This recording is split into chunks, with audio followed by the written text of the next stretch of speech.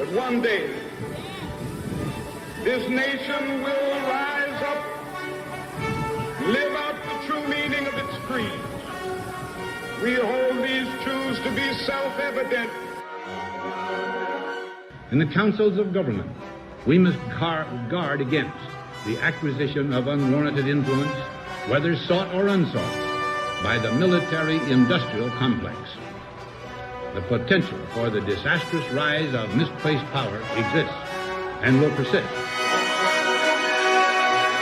The very word secrecy is repugnant in a free and open society, and there is very grave danger that an announced need for increased security will be seized upon by those anxious to expand its meaning to the very limits of official censorship and concealment.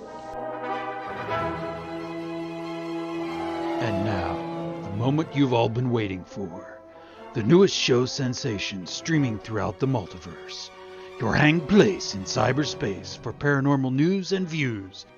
Taboo Topics with Jean Broida. Welcome everyone to Taboo Topics with Jean Broida. I'm your host, Jean Broida, also known as Lightworker 111, beaming to you from sea to shining sea across the Americas and the world. Every Sunday night between 7 and 9 p.m. Eastern Time in the United States and Canada on my Taboo Topics YouTube channel. Please go over there and subscribe, give it a like. Also at tabootopics.life/shows. And we are multicast on the awesome and incredible Global Enlightenment Radio Network at globalenlightenmentradionetwork.com. Panelists on each weekly Taboo Topics with Jean Broida read news articles about paranormal events, conspiracies, and other hush-hush subjects that we all probe further before moving on to the next taboo topic. And on today's show, today being April 26th, 2020, please welcome our panelists, Ginger Routh, paranormal community leader, promoter, researcher, and events coordinator, and Robert Solomon, my uncanny friend, on-air personality, and paranormal gadfly. Ginger Routh, please share with our international audience some highlights about yourself and your interests. Thanks, Jean. I'm glad to be here. Glad to be back on the program. Great to see you both. I got into the paranormal when, in the 1990s, somebody tuned me into Flight 800, TWA Flight 800. And I started digging down that conspiracy path and just never got out. I've been to numerous groups, and I like the one-on-one in-person meetings where we can discuss and exchange ideas. And I've met some wild and wonderful people, including yourself, Jean, on this path. People who are into UFOs, who've had sightings and experiences, and ghost hunters, and I love it all. I haven't had my own experiences, but these are the people that I like to be around. And tell us what you get up to, if you catch my drift. What keeps you occupied? In terms of my real job? Yeah.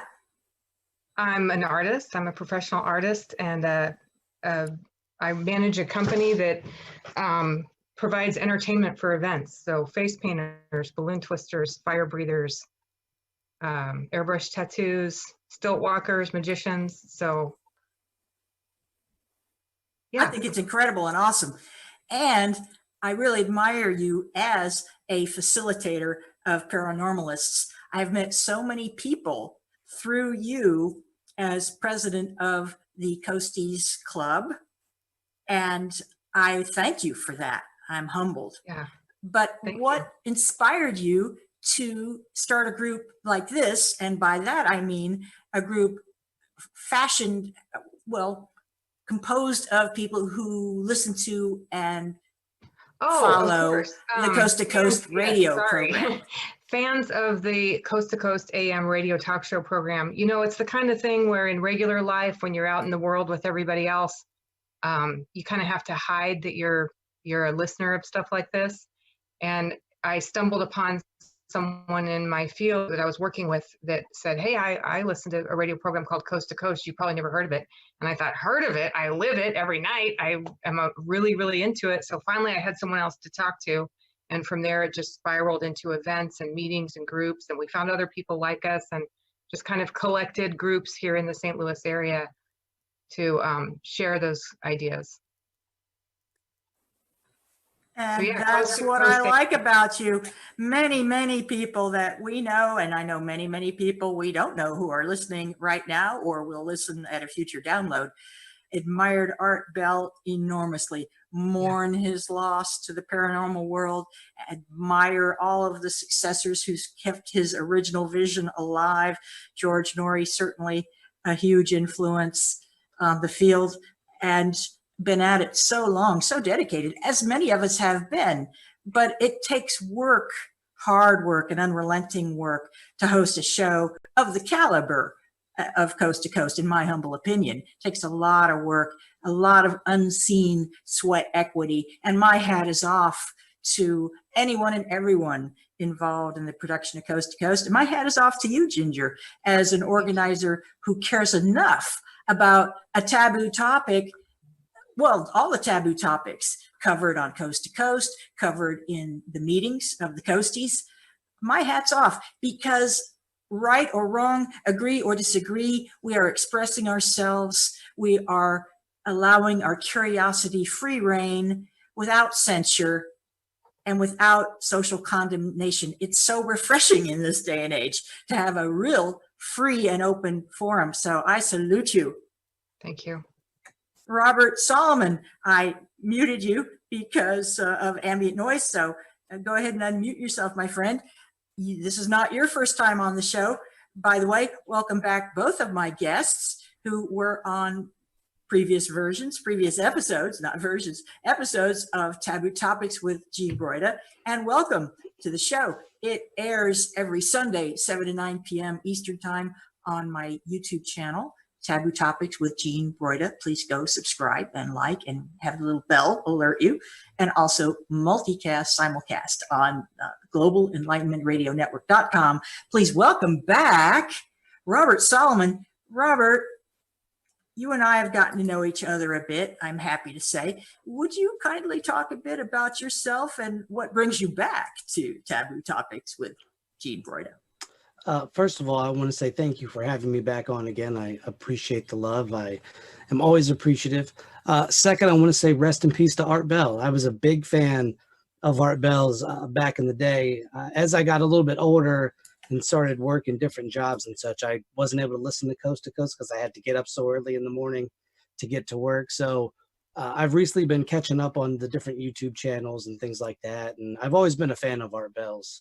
Long time ago. I used to listen to him when I was around 18, 19, and loved it. And then he had one of my favorite guests, Richard C. Hoagland, who I'm a big fan of in the Mars and Monuments of Mars theory. I run a podcast titled This Uncanny Earth. It airs every Thursday from 10 p.m. to midnight Eastern Standard Time on the Spreaker Network. Me and my co-host Spider talk about a range of things from Count Saint Germain and Immortals to the paranormal to ancient aliens. We run the gamut of all things paranormal, supernatural, and esoteric. Word. And it's a great show. Thank you. It's an awesome show with great guests. True. Like yourself. Yeah. Well, after tonight, maybe you'll, well, I shouldn't say perhaps too much, but I'm going to go ahead and say it. After tonight, maybe you'll want to have Ginger on as well. Or maybe you've already set that up. What do I know? She's always welcome to come on to talk about the missing 411. She seems exactly very well, don't let the cat out of the bag. Don't let the cat out of the bag. We did our green room pre-show briefing, right? Our huddle. So let us let everything unfold as the lotus. Yes. And Robert, what else you want to? You know what intrigues me about you? You really are the man on Paranormal Street. You broadcast a lot through your phone video, live stream to various media. Can you talk a little bit about that? Well, the one thing I pride myself on with this Uncanny Earth is I'm a fan of getting to know people.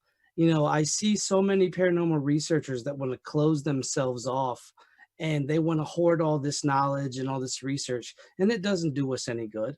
And so I want people to see me as the person I am. Like I'm a real person that enjoys these topics. I'm not afraid to tell people that, hey, I listen to Coast to Coast, or hey, I have some theories about Mars and how we might have come from Mars. I'm not afraid to tell people that because, they can ridicule all they want, but at the end of the day, I can look in the mirror and I'm proud of who I am.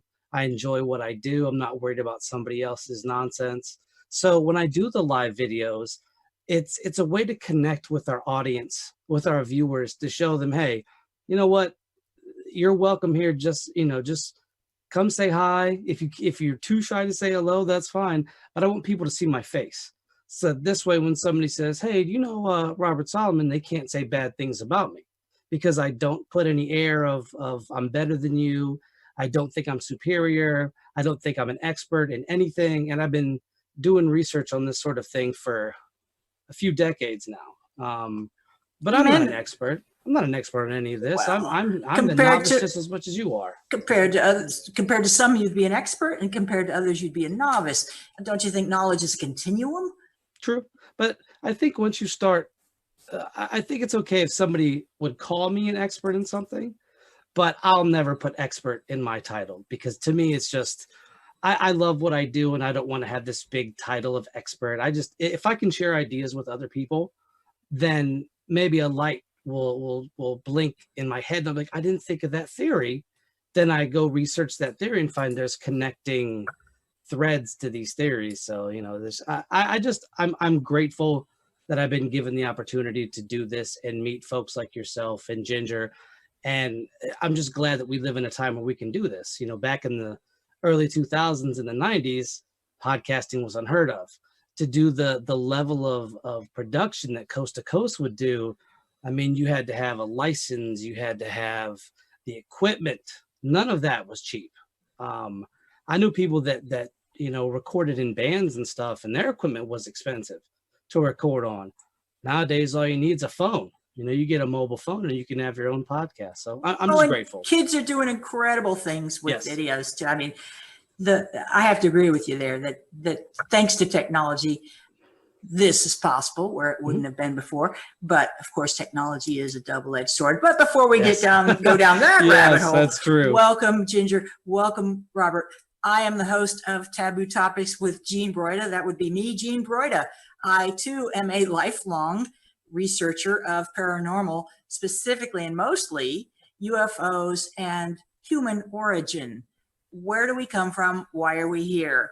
And the actual answer is quite detailed and nothing like what I was taught in school, as I suspected. And what's interesting is that lots of starseeds and light workers publishing now and speaking out now as social influencers, internet influencers. This is a whole new term for people apparently who have no other credential necessarily than making YouTube videos. And that in and of itself gives a credential of some kind. The number of videos and the number of subscribers you have determines how influential you are. Well, I suppose that correlates to book sales. Who am I to say? In any event, I have been irrepressible in my quest for knowledge, as so many of us since a very young age. Don't claim to have had abduction by a UFO, but am compelled to research the topic. And one thing I'll tell you, this is not a matter of belief. Do you believe in UFOs? No. This is a matter of my government and many world governments knowing for sure that the UFOs existed back before World War II, probably since time immemorial. It's looking like they engineer humans. I know if you're not used to this, it's probably blowing your mind and you're thinking, what quackery and nonsense. But there's a lot of justification for this. And a lot of people have researched this. But what's interesting is that we collectively as individuals have converged on the same conclusions because the evidence we find along the way is the same. The government documentation upon which we connect dots, by which we connect dots and upon which we draw conclusions is the same, no matter who we are as individuals. So to say, Robert, I'm not an expert, well, with every due respect, I have to say you are an expert compared to some people on lots of things. Other people are experts on things that you don't know or I don't know much about. I like to say that I'm certainly no expert on scrapbooking. You know, the insides and outsides of scrapbooking mystifies me. I have no idea. And frankly, not a big fan, not sure I care that much. Don't mean to disrespect anybody into it by any means. It's just not my bag, baby. But what is my bag is the decades-long psychological and sociological impact on the American people and the world on this decades-long cover-up by our government, who knows for sure UFOs exist and extraterrestrials exist and probably have treaties with them, certainly work alongside with them in science labs, then reverse engineering craft, and who knows what, have anti-grav energy and underground anti-magnetic trains that my dad knew about in the 1960s, okay? That would have been about 15 years after Roswell recovery. So 15 years later, aerospace defense contractors are very far along reverse engineering some of these technologies. So that's why today we've got craft in the sky, unidentified flying objects, which have a variety of other 3-letter acronyms now, you know, UAP, unidentified aerial phenomenon, all the same thing. Flying saucers, people, although they're not all saucer shaped. These have been known for a long time. And anybody who looks into it understands that there's plenty of documentation and it all says the same thing. It's the same documentation, okay? So as a researcher and reporter for the dailyconspiracy.com and other alternative media publications, and I hesitated when I said alternative because it has a lot of connotations that are rather negative now, just as conspiracy theorist does, thanks to the CIA, Central Intelligence Agency, which was created, my research shows, as the enforcement branch of the nascent, brand new National Security Council, which morphed into the National Security Agency. The NSC was created after World War II to deal with UFOs, the hardware. What are we going to do with this stuff?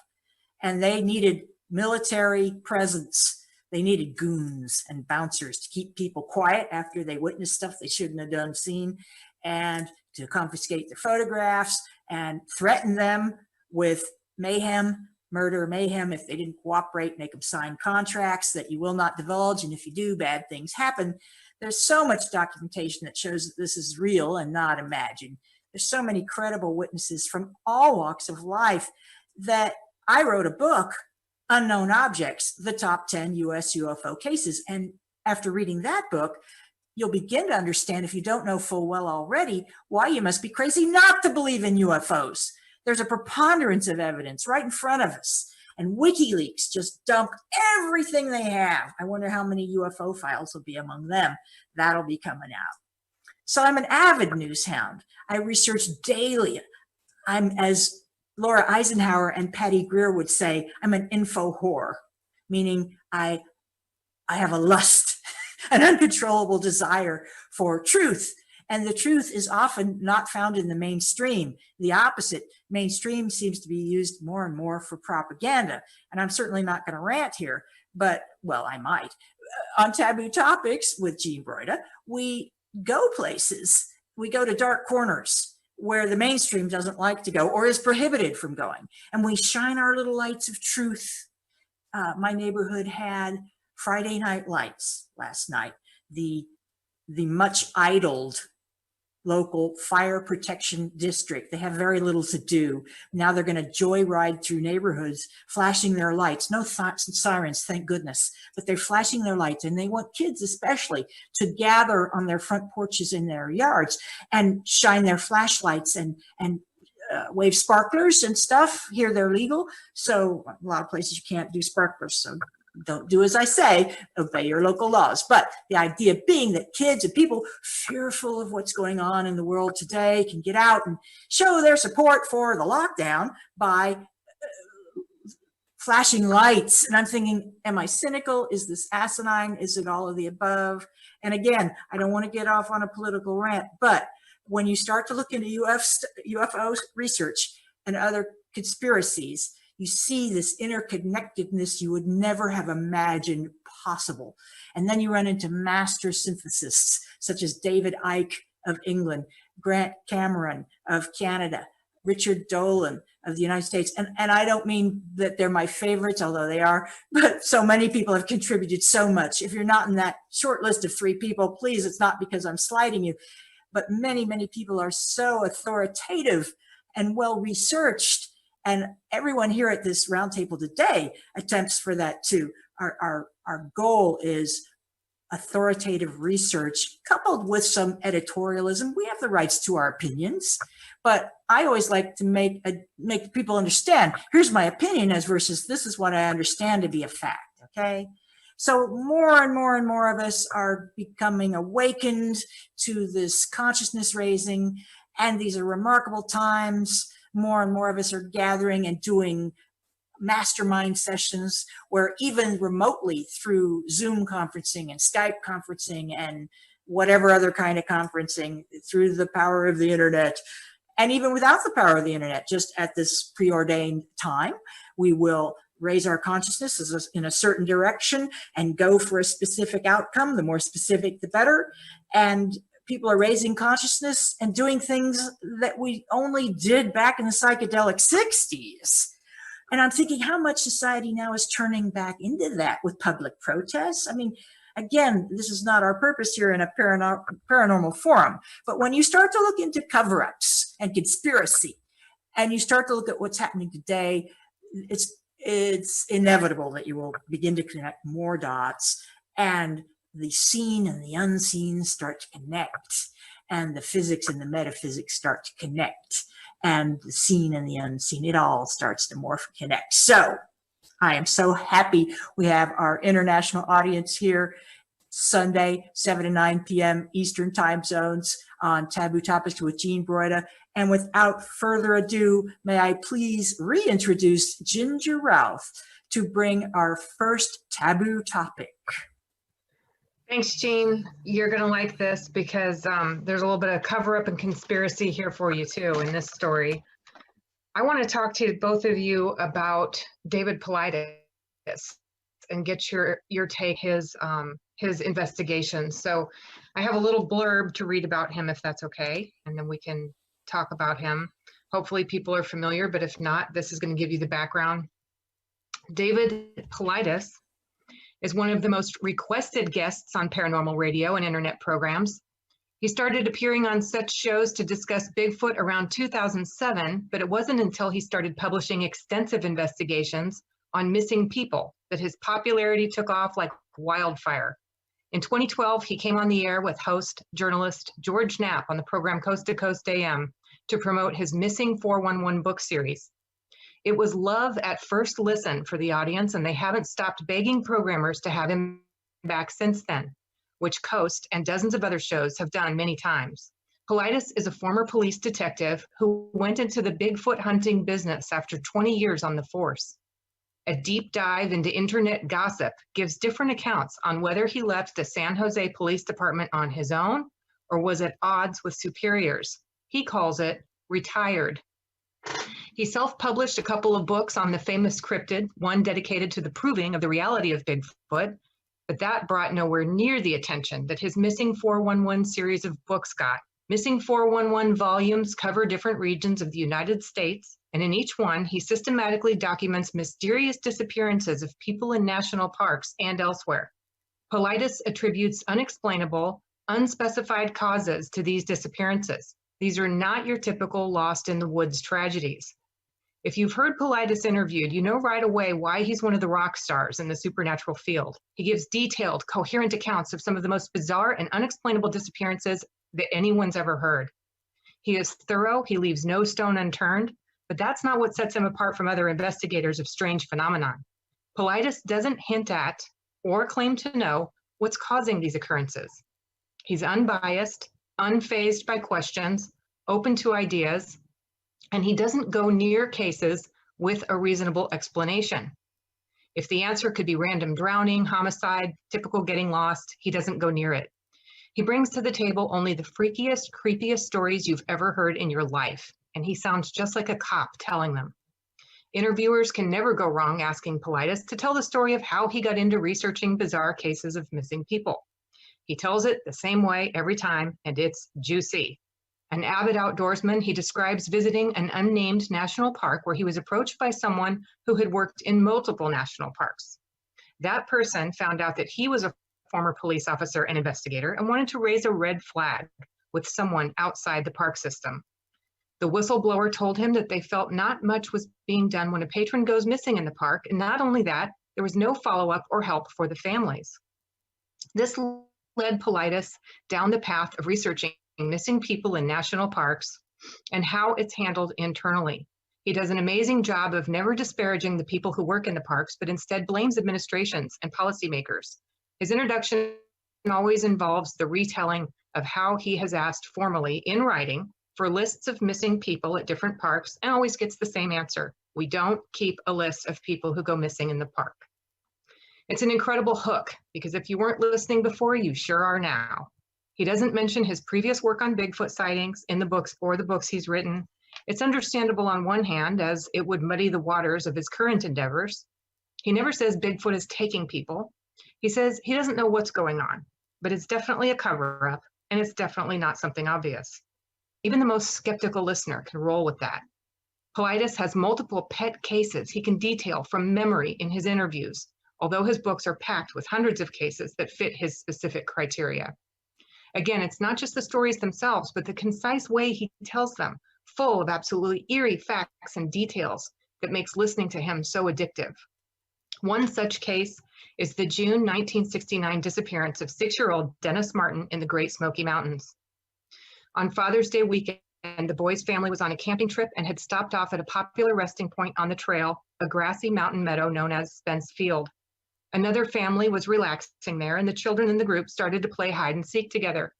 As the adults sat on the grass chatting, Dennis, his brother, and the 2 other boys played a game until suddenly nobody could see Dennis, and he didn't respond to shouts of his name. Family, park rangers, and other hikers spread out to search for Dennis almost immediately, but he was nowhere to be found. That evening, there was a heavy rainfall, which is bad news for search and rescue, but they continued to search when they could, and the search for Dennis Martin became the largest in National Park Service history. Dennis seemed to have disappeared completely, leaving no trace at all. His disappearance is still a mystery. A boots-on-the-ground researcher, Paulides has visited many of the places he covers in his investigations. He also talks to people who were involved when he can do so without being obtrusive. He was able to speak with Dennis Martin's father, Bill Martin, who had shut out all journalists and questions over the years since his son went missing. When you hear Paulides detail this difficult conversation, all the hairs on the back of your neck will stand up and your spine will tingle.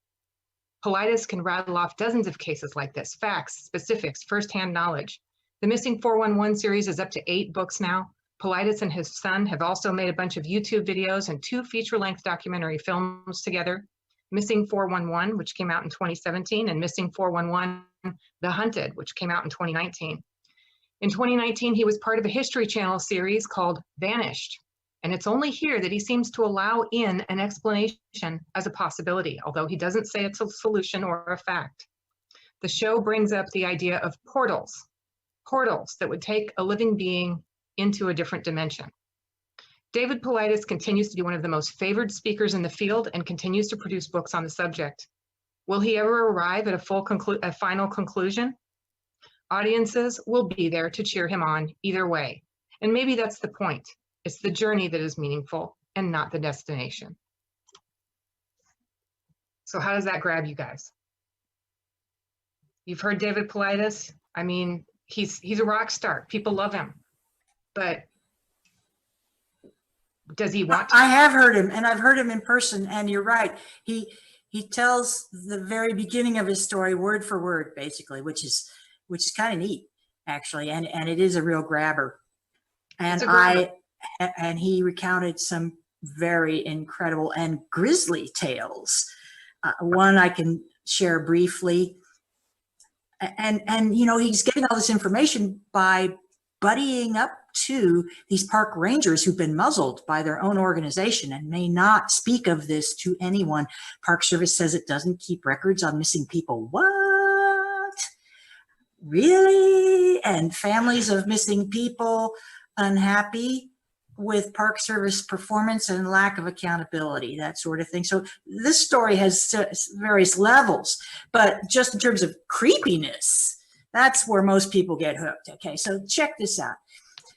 A lot of cases involve teenage hunting guys who go out in the woods with their guns and they go hunting. And in lots of places, this is a common activity, both for sport, but also to put food in the freezer. So whatever this guy's purpose, it was hunting, and we know his purpose was hunting, and he was used to hunting. He was not a newbie. He knew what to do. He knew what to take. He knew the woods where he was, and he had disappeared. So massive search, go find him. And what they found was not him. The way Paulides, is that how you say his name? How he said, what he said was the rangers said. One ranger went up over a dead tree. This would be a large diameter tree, a very big tree, okay, had fallen in the forest. One ranger opted to go up, climb on top of this thing and go over the top of it, while the other one went long way around the end of it, okay? So big tree, one climbs over, the other's going around, and the one on top is looking down, and he's looking straight down into a pair of boots, no socks, and then the pants, blue jeans, as if a person had been yanked out of them and the jeans had just fallen straight down. And parts of this guy's kit, his pack, and articles of clothing were found in other places.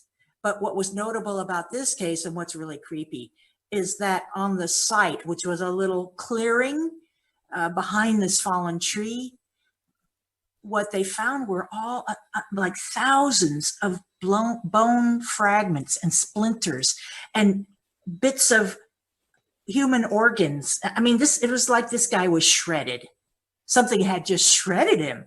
And what could do that? No animal could do that. So very creepy, very perplexing. Yeah, it sounds like it sounds like you're talking about the 1975 Crater Lake disappearance of Charles McCullough, but you might not be, but it has a lot of similarities anyway. The pants were found in the same way. He had been a photographer and they found bits and pieces of his stuff around. Crater Lake is a real beautiful area, but it was snowy when he was lost. So and then there was another case where a dude was, again, he was out hiking in the woods. They found his clothes folded and piled neatly on a rock in the middle of a river.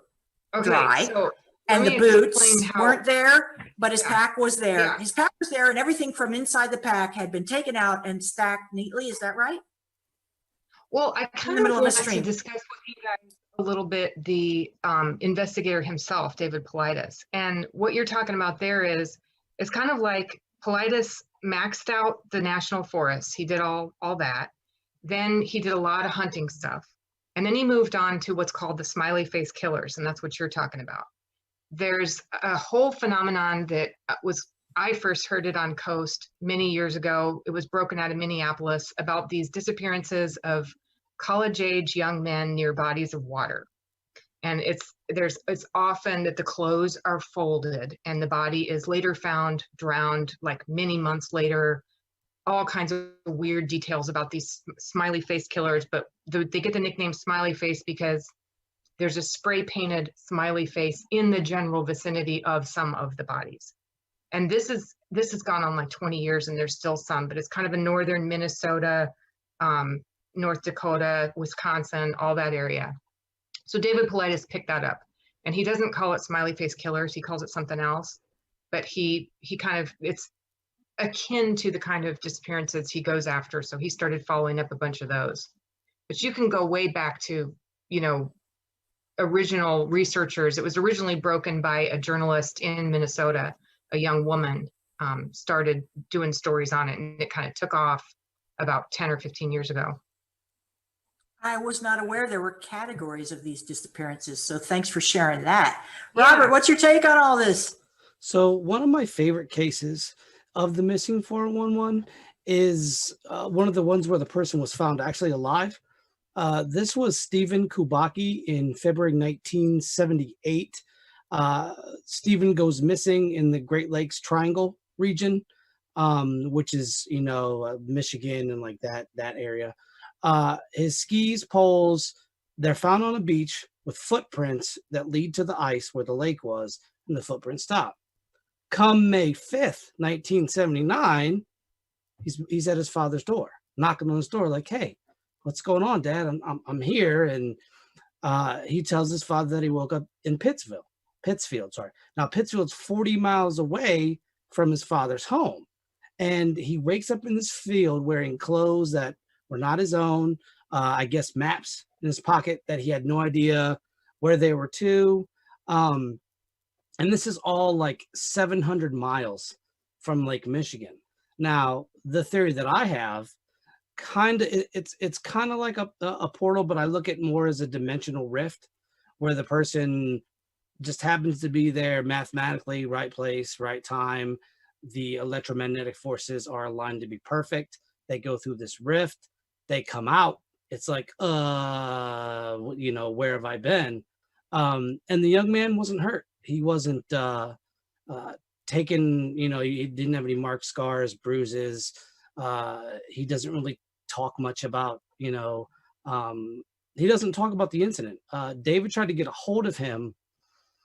It's been a while, but he tried to get home and the guy didn't want nothing to do with it. Like, he just, I don't know if he shrugged it off. Like, like this kind of thing happens all the time to me. So leave me alone. Or if he was just like, I just lost a large 15-month block of time. And no, I don't want to talk about it because I think when you're a person that goes through something like this, your whole, and the guy goes on to be a professor, if I'm not mistaken, and your whole reality unravels right before your eyes. Everything you thought you believed, you start questioning, you start wondering, you start sitting up at night. You wonder, you're watching or listening to things like Coast to Coast. You're watching the latest documentary on History Channel or YouTube that has some paranormal significance. And you start saying, well, is that real? And then is that real? And is that real? And I think you either fall down the so-called rabbit hole and you just delve into it deep, or you put it out of your mind. You say, you know what? I'm alive. There was a freak accident and I don't ever want to talk about it again because it terrifies me. And I think that with Stephen, that was one of those. And if I'm not mistaken, that's one of the lesser known cases, because a lot of the cases like, Dennis Martin was brought up, and that's one of the big ones. That's one of the big cases. It's kind of like his flagship case. Yeah, that. And I'm trying to remember the kid's name, and I know you'll be able to help me on this. Jared Atadero. Jared, yeah, Jared. Jared Atadero, yep. Yeah. And now there is another case. Now the Jared Atadero case, that hurt because I have a son. Yeah. Myself. And when you watch it, because I saw both the missing 411 and the hunted, I watched them both before we did our podcast on this very episode that I was telling you about. And what I noticed is the father was he was in shambles, as opposed to the, and I am, what is the, because I have it pulled up. I didn't, this one I didn't mention because I believe the child was actually Dior Kuntz. Yeah. The parents killed that child.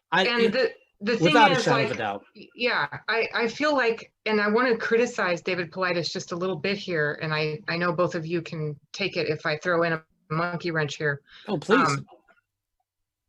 That case, so in one of the movies, he includes a case where, like, if you have any sense about you at all, it's obvious the parents did away with the kid. Yes. It's the case of Dior Kuntz, and it's, I want to say Idaho. Does that sound right? It's either Idaho or Iowa. It was one of the two, but I think you're right on Idaho. Missing on a camping trip. Yeah. And there were 4 adults on the camping trip, the young couple, a grandfather, and a friend. And nobody can produce a picture of the boy at the campsite. And nobody in the town near the campsite where they stopped to get food saw the boy. Nobody saw the boy at the campsite except the 4 adults, and there's no pictures. And parents in their 20s use their cell phone like it's an appendage. It's on them all the time. So as soon as, there's no pictures of the kid at the campsite, I was done. So I was surprised that a researcher like David Paulides would, and there's been a few things like that over the years where I feel like I have to wonder, why is David Paulides keeping this up? I mean, he's doing really well. It's a business. It's a business, and it's a very successful business. He's a circuit speaker. His books are doing well. His movies are doing well. I love him. I love listening to him, but I did, spend some time digging into how he got into all this, because I feel like by leaving out the part that he's a Bigfoot guy, he's maybe not taking people for a ride, but promoting his work as, you get what I'm saying? Yeah. Well, the one thing about the D.R. Coots case that I was like, yeah, they killed the kid. Like they first of all, as a father myself, I don't have sex offenders around me. That's a cardinal sin in my book. There's no, like, I don't respect you as a human being. Right. And the grandfather's friend was a sex offender. Straight up, straight down, he was a sex offender. Now, you take your kid camping with the noted sex offender, like, no, they killed their child. But Robert, keep in mind what kind of people these were. These were the kind of people that have friends like that and have people with felonies and people with jail time. I mean, there's people like that. It's still believable that a family like that could lose a kid in the woods. You're right. But where's the proof the kid was ever in the woods? Well, to me, it wasn't so much that it's not possible. It's the reaction of the parents as they're being interviewed. Oh, like if you look in somebody's eyes, they say the eyes are the window to the soul. If you look in their eyes, the eyes are dead. Like they don't, there's no remorse. Like with Jared, you could tell like that. I almost kind of teared up at the end because I felt for that man. That guy's life is ruined. It's over. He'll never know about raising that child. And that hurt my heart. But then you have these people and you're like, you're scumbags. And when I was watching there's 2 things that threw a wrench in David Paulides for me. That was the first. And the second is, I guess he's on this whole thing with the MK Davis Bigfoot massacre issue. I don't know if you've heard of this. No. And supposedly Bob Gimlin from the Gimlin video. Patterson Gimlin video. Years ago. Supposedly they killed and massacred a Bigfoot family. It was around that time period. And so this was a big thing, and MK Davis was pushing it. It died. I've never heard of this till about a week ago.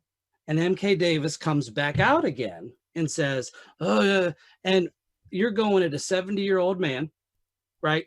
You don't have any verifiable proof except a YouTube video with the grainiest footage I've ever seen in my life. Yeah.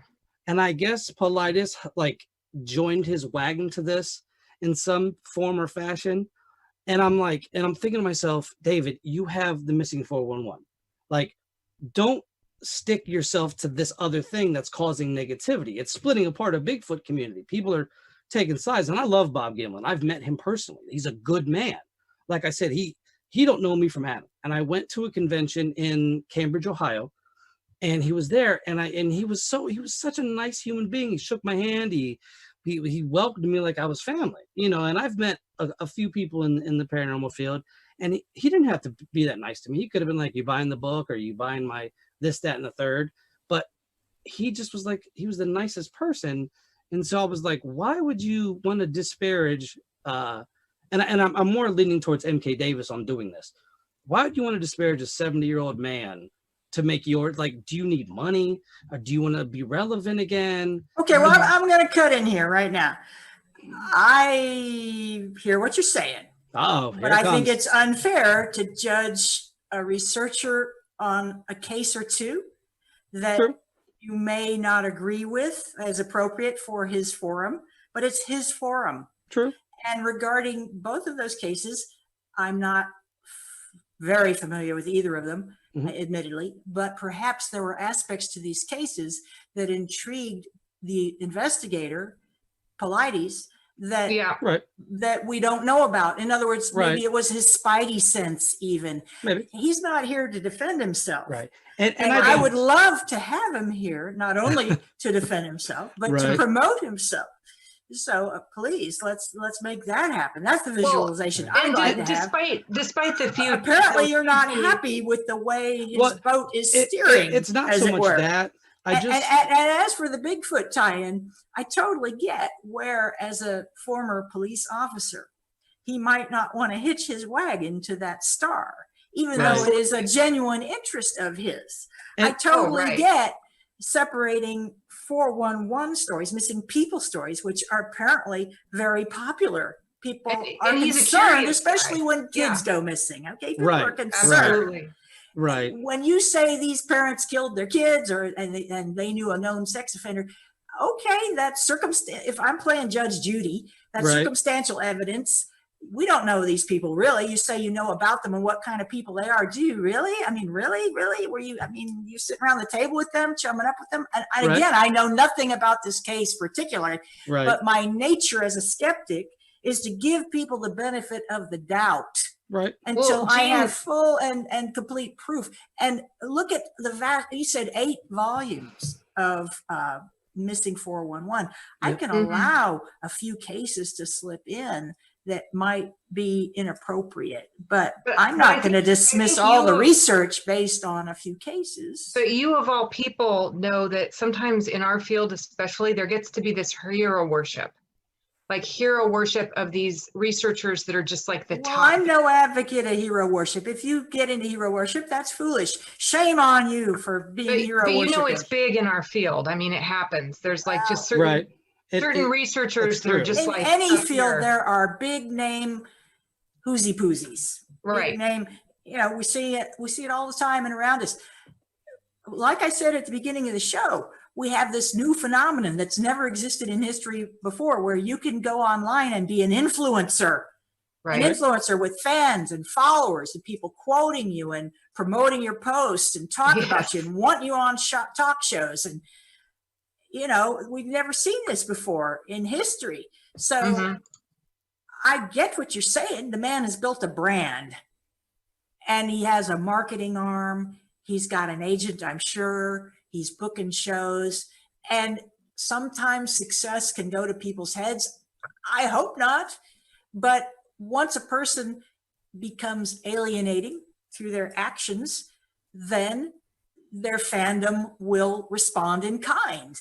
If the quality of the content degrades to the point where it's now mere sensationalism without much crust or even crooks to it, you know, there's not much icing, there's not much cake, there isn't much there. You know, at that point, I think people always vote with their views, with their eyeballs, with their attention. But I never advocate maligning another person's character when they have served their communities, served research. And I think we should be able to agree to disagree respectively without calling people names and hauling in a bunch of dirty laundry. You know what I'm saying? None of us is perfect. Let's cut a little slack and let's let people defend themselves when we're out to tear down their good names and reputations. That's all I'm saying. Well, I'd love to have him on the show. Nobody's out to tear down anything. No. That's just good. Excellent. We don't want phrases like that getting tossed around. That's not No, we don't. Now, we don't. Healthy skepticism, total approve, total nod to that. Yeah. I believe this in case, questioning the other case, authority. I have my doubts about it. That's fine. But I believe in questioning authority. Jean, do you believe in your gut feeling? Do you believe in that gut feeling you have? I absolutely do. And when I ignore it, things go horribly wrong. So when I was watching that part of that show, I got that gut feeling. I get you. When you read people's facial features, And I'm not saying you're and wrong. you're right. It wouldn't I'm hold up in saying court, of that course. as it's one instance. Right, Let us not right. generalize from one Right. instance. And or the even thing 2 or is- 3 or 4. When you look at the preponderance of the work, And eight volumes. My gosh, yeah, And there's I'll- going to be I'll- some ringers in there. Okay, I'll There's gotta be. admit this on your show. I am biased because I'm a father, and I love my child 1,000,000%. So when I see cases like that, it gets to me. And really my issue is, like, I don't know why they didn't have the Dennis Martin case instead of that case. Well, there you go. That's a Because better the Dennis question in Martin my view. case should have That's been a better question. But The like I said- editors, who selected that particular story when there are so many better ones, shall we say, or less. And I don't want to say provocative, because I think it's good for people to be provoked. But you A little had, bit. as a father, you had a visceral reaction in your guts. Yes, The sure did. editors, obviously, the editors wanted to punch you in the guts. They did. They okay? got me and right they in the got stomach. you. But Right in the stomach. right, so maybe it's the show that you want That's to possible. question. And I mean, I'm just saying, I'm playing devil's advocate here because I expect you to. That's how I I expect roll. you to. That's how I roll. It wouldn't be But, your show if you know, didn't. look how much we have to say about this topic that Ginger brought. That's Thank you. great. Thank you. And I know Ginger wanted to talk about the investigator and his caliber. Honestly, I can't speak much on that because I haven't done the deep dive into this. I'm fascinated Have you heard by him, Jean? He's a great presenter. He gives a very You polished said you've and heard him in thorough person? presentation. Yes, but I have not. That's basically, I was intrigued, and I was like, oh, on my vast list of things to do, let me check out this guy and what he's into more. And that really hasn't happened much. Although I wrote an article about him, actually. He's kind of my article favorite. called. He is pretty his work is pretty good. I wrote an article inspired I by enjoy you, it. Ginger, and based on his work, strange disappearances from national parks. And I'm pretty sure it got published somewhere along the way. Now, It's Ginger, been a do while. you have And all you know, 8 books? I don't. I only have the one that pertains to my neck of the woods. Oh, okay. Yeah, I But I plan could to look get up them the all at Missouri some ones point. and stuff. Yeah. Right. Yeah. I've been obsessed with him for a long time. I like his research. Yeah, there's a few faux pas that I don't agree with necessarily, but as a whole, he's on to something. And whether it is because some of the cases, there was a child, I think it was Dennis Martin, where they said that they saw like another group of hikers were in another part of, it was like 6 miles away, I believe. And yeah, that's the saw case that I child. covered in my story. And that, and another thing that intrigued me was that Paulides. I'm sorry, I'm messing it up. Paulides went back to cases. Let's see, I think I just closed my file, but this case was from 1938. Yeah. You know, in other words, these are not all recent cases. And I frankly admire him as a researcher for not drawing conclusions. Yeah, because he's an investigator. He's a rock star. That's why everyone admires him, because he doesn't say he knows the answer. Exactly. I respect that as a researcher. Gene, I think you're talking about Alfred Beilhartz. Yes. That was the summer of 1938. Yes. Yeah, that's and it's so odd because all of these disappearances, because he has criteria that he would use to rule out. So this kid disappeared, things. Just in brief, and we're going to move on to your topic. Oh, yeah, it's fine. Pretty soon here, Robert. But here's another case where kid is in plain sight of parents and other kids and such, goes missing in an instant. I think there might have been shrieks or something at that before he went missing. But massive searching, bloodhounds who lost a trail up a mountainside. They lost a trail at a fork in the trail. They lay down to say, we're done. We got nothing more to do here. And the kid was found on a ledge. He was seen by hikers miles away on a ledge. It was called Eagle's Nest. And I researched this Eagle's Nest. What's that about? Very high altitude near the peak of this very high mountain.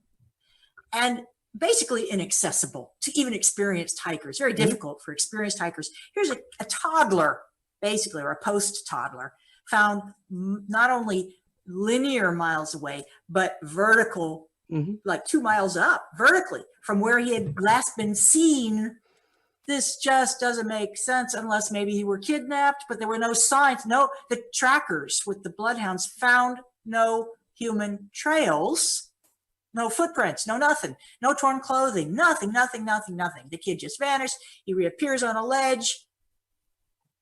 Crazy stuff. That's what intrigues people. That's what makes a good ghost story. Is there's, well, at the end of a good ghost story, there's the, with this kind of story, which is more like things that make you go, you're like, oh, I'm just puzzled. I want to know more. I want to read. I'm just fascinated. I can't. I think Ginger used the term addictive. These are addictive. Once you get into these strange cases of disappearance, you're like, oh, I'm totally hooked here. Yep. That's what intrigues me as a writer, and as a researcher, rather than, we want to know what the source of the information is. We want to know that it's a credible source, but at a certain level, a story is a story. And when somebody like Paulides says it's a true story, I'm going to tend to believe him because of his record in law enforcement and the fact that at least he came out at the very beginning of his career very sincere.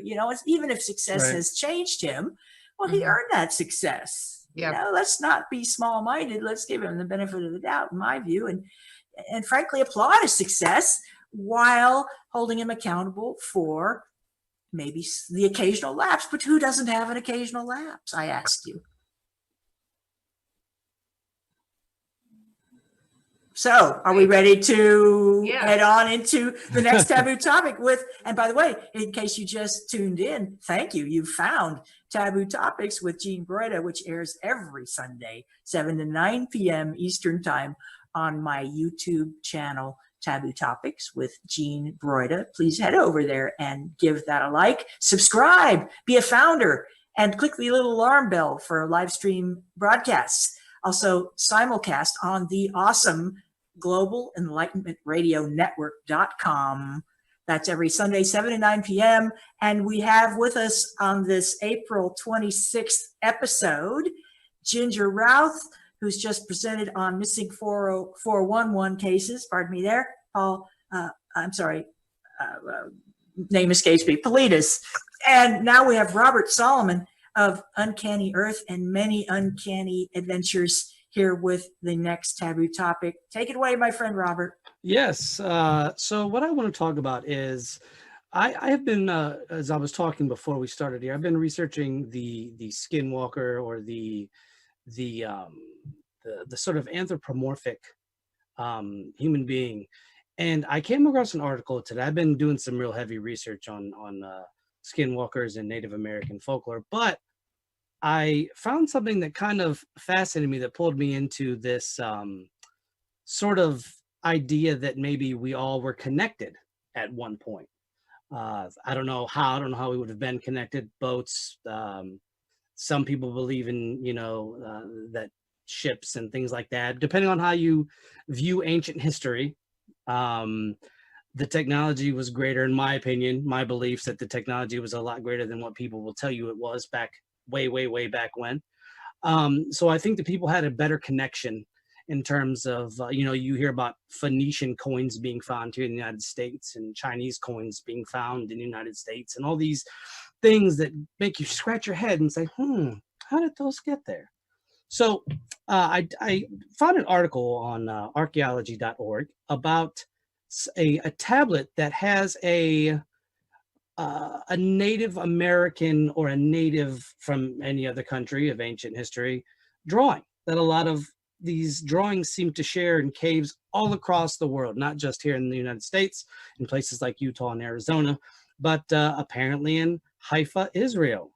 According to a Hartz report, researchers Danny Rosenberg, Georgi Lengyel, Danny Nadal, and Rivka Chassan of the University of Haifa have found an engraving on a Natufian burial slab discovered in northern Israel's Rakfet cave.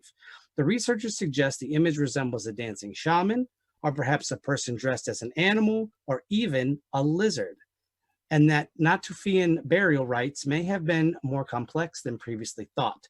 The stone, which was carried up a cliff and into the cave, was found covering the remains of several people who died between 14,000 and 12,000 years ago. In all, some 30 burials and 10 slabs of rock have been found in the cave. Rosenberg said the other stones may have been painted or decorated in a way that has not survived. Previous studies of Natufian burials from Rekfet Cave have uncovered evidence that the graves were lined with plants. Grave goods such as meat, stone tools, and mortars have also been recovered, in addition to artifacts related to the brewing of alcoholic beverages. Nadal and Rosenberg noted the large mortars may have been used as drums, and then it talks about, if you want to know more about Natufians, then you can go to another article. What struck me as interesting about this is this seems to be a universal pattern. It's not just something that is in the United States. It's not just something that was in Europe. It's not just something that's in Asian countries. These drawings are found, or these images and these different aspects of man dealing with animals or having a kinship with animals seem to be something that is shared universally between cultures. And it strikes me as odd too, because they always have like a person wearing a pelt, wearing animal garments of some form. And of course, people, know that a lot of that was to keep warm and things like that. But it was also for rituals and traditions and different folklore where different groups of people would worship, say, a dragon, or they would worship an animal of some form, or have some form of respect for an animal. So what really pulled me in with this article is the fact that they're finding these things buried all the way in Israel. And if we go back in time in the whole Middle East areas, you have, like Mesopotamia, you have these big civilizations, but then you have this. And so it just fascinates me to no end our history, because like you said at the beginning of the show, our history isn't what they tell you in the school. I've never believed that. Even in school, I didn't believe that. But to see how we are so similar, I thoroughly believe that we have had contact with each other for a very, very long time. I don't think that all of a sudden, boom, we had contact. Like, I think that the Vikings were sailing over here and they were meeting with the Native Americans that lived here on this continent at the time. I just think there's a lot to this that people don't want to let out of there. And that's just what I think. I think I agree completely, Robert. Certainly the evidence is irrefutable. Mm-hmm. And we find ancient Roman coins around the world, ancient Phoenician coins around the world, and other trade objects that we can trace to specific cultures.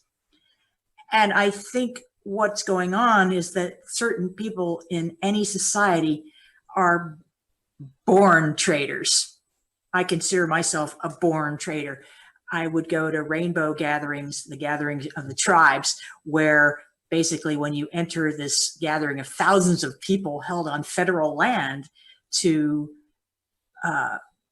it's basically both to pray for world peace at the 4th of July, but also to exercise our right as Americans to freely assemble on federal land without a permit, okay?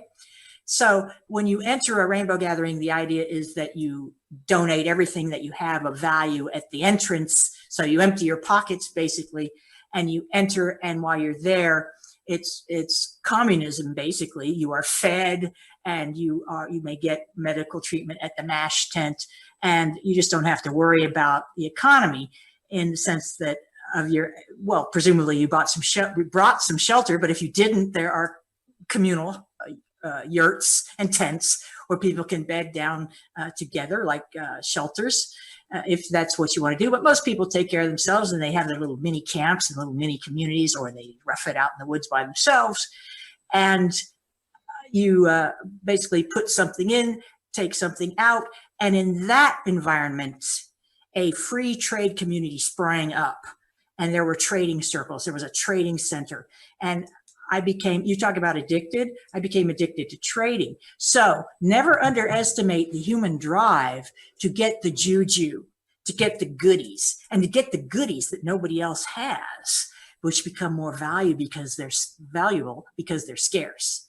So it doesn't surprise me at all that we find artifacts around the world that show evidence that certain people, not necessarily big groups of people, but maybe just a few people, took it upon themselves to say, I'm going to boldly go where nobody's gone before. And there they went, and they left traces of their passage. Doesn't surprise me a bit. What do you think, Ginger? Well, I wanted to ask Robert, so what was found was you're talking about like artwork, and I did a quick little search on the internet to see if I could find it. Did you get to see a picture of it? Yeah, so if you go to it was taken from the Hearts, HAARETZ.com site. And it goes into a little bit like, this is like a good, probably 5-6 page article. I read through it earlier just to kind of get a little bit of more information. And the way it looks, they show one of the figures, and it looks like, it's got like the human sort of, as well as a person could draw. It looks like something I would draw, because I'm not an artist at all. And this looks like me, like they took my design that I drew. And so it looks almost, it does look human, but I can't explain it. I can link the article on anywhere that anybody wants to read it. I can link it. It's not a big deal, but they find mortars, they found all sorts of different objects. And like I said, it fascinates me to no end how similar we are when we all think we're different. And there's many instances of that, this being one of those instances, in my opinion. So it doesn't necessarily even mean that the same group traveled. It could mean that we as human beings are almost kind of like racial memory, or born with certain ideas or symbols. Or I like to think that many of us unknowingly can tap into the universal consciousness. Nikola Tesla was very good at tapping into the universal consciousness. That's where he said he got a lot of his ideas from, and he was a great man. I think we all have that ability, and then as we get older, we sort of shrug it off, and we, because there's so many, why is it that every civilization that is ancient, I'm not talking like our society now, they all have some form of animal-like deity. With the Chinese, it was dragons. You have dragons in Central and South America with Quetzalcoatl and things like that. There were dragon-esque style creatures. We have the Piesa bird here in Missouri. Do you know about that? Yeah, you actually, the Terror in the Skies documentary by Seth Breedlove, they touch on those things, like the Thunderbirds, if you will, these big gigantic birds. And I don't know if it was there, but they had a big rock wall, like it was a huge rock wall, and they had painted this bird on the side of the wall. Then it ended up getting damaged and over time. But it's very odd that all of these places have similar cryptid style creatures. Like you said, the Thunderbirds. It wasn't just there that they saw these things. They saw these things down in South America, down in Central America, and then we talk about dragons in China. We talk about all these different flying cryptid creatures that people share a kinship with, So, I mean, it's not too crazy to think that these large birds could cover such a vast distance in a shorter time than most of us would think, but it just strikes me as odd, because you even have pyramid style buildings from one place over here, and then on the other side of our planet you have similar pyramid like structures. And when I say similar, pyramids on every continent now. Yes, pyramids have been found on every continent, including Antarctica now, Antarctica. Yeah, and the thing is, people don't understand, in some of these places there are pyramids, but they're underground, because it wasn't habitable to build it above ground. Grown over, and they are forested now. Yes. Wasn't that Bavaria? Is that the place? Yeah, there's one there, and then there's parts of China where they won't let people film like aerial views, and they covered it over with a forest, because there's pyramids there. Because, like you said, there's pyramids on every continent on in the world. And So maybe that's even other physical places. evidence, but when you get into lore Mhm. and history, Yes. I was taught these are myths. This is lore, Right. but I've always regarded historical documentation as pretty dang factual because it takes a lot of work to document stuff, and Right, not everybody got to read and write. Okay, now Right. history is written by the winners. We understand Of that. course. But Yep. when you hear the same concepts, and this gets back to my interest in human origin, when you hear the same concepts being parlayed basically everywhere on Earth, a lot of talk about sky fathers and earth mothers everywhere you go. The idea being that progenitors came from the heavens, came from space, outer space, came here, interbred with humans or bioengineered humans, getting into Sumerian myth, topic for another day. But in any event, when you have aliens intervening, there is no stretch of the imagination to think that there will be common themes to human origin as expressed through history, even if you call it a myth. Okay, it's what people documented and observed and believed, even to today. So-called primitive cultures, the third world, fourth world cultures. I'm talking about Australian Aborigines and unfortunately Native American Indians. What a noble, these are all noble people, noble first people on earth, and yet they're put last. It makes no sense at all. Well, it's These just people like, all agree as to what went down, and mainstream science is like, that's not what went down. That isn't what went down. We know what went And down. Right. it's And not we're going to just make the mainstream. evidence fit what we know went down. And then when the evidence doesn't fit what their mainstream narrative is, we're the crazy it's ones. And that's what I important to remember too, this is spiritual, not just science. And mainstream spirituality doesn't want to allow this in. This No. threatens the Christian status quo a little bit. But to be Jean, you're honest, muted. Jean, you muted yourself. oh, she muted. To be honest, I though, got so excited. I muted myself. but to be honest, I, as a Christian man myself, these don't bother me. None of Okay. these topics bother me because I believe these things could have happened. I mean, we look at different, if we sit and we study the Old Testament, we study different aspects of the mathematical parts of it, which are some of my favorite, and the way the ark was built and the way things are built, it's not impossible. And I think instead of us always fighting in a religious aspect, I think there's a lot of commonalities. One thing that I found really fascinating, and I this is just a hypothesis that I was kicking around the old noggin one day. If either of you have ever read the book of Enoch, and it talks about the fallen angels, well, the fallen angels get imprisoned, fallen watchers, they get imprisoned. And if you've ever read Dante's Inferno, part of the Divine Comedy, which I love Dante's Inferno, not a fan of Purgatorio, and Paradiso is pretty good. There's a part in Purgatory in Inferno where they talk about where the worst of the worst go, and they go to a lake of ice. And if you are a traitor, that's where you go. Most of the traitors are there except Judas, Brutus, and Cassius, who were all Brutus and Cassius were the traitors of Julius Caesar, because Caesar was like, that was close to Dante's, that area, Italy, Rome. And if you go to Antarctica, it's the coldest place, one of the coldest places on the planet.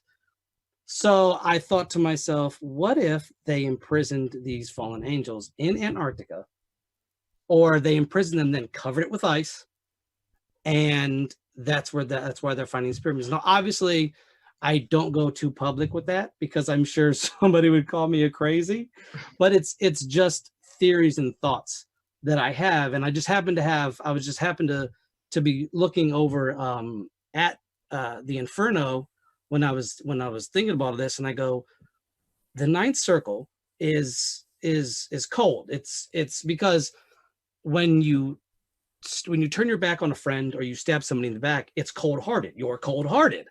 So it was thought to be the same thing, that it's such a cold place because the hearts of the men that did these traitorous acts were the coldest of the cold. So put them in a place that is the coldest. A lot of people want to attribute it, hell, to being the hellfire, but in the Inferno, it's the complete opposite. It's actually the coldest place for the coldest hearts of man. So to get So back just to say that animals, last time. and what you were talking about originally, we know that animals are very important to human beings, always Yes. have been. We still have many animal lovers on Earth, and also people who understand that certain animals deserve respect.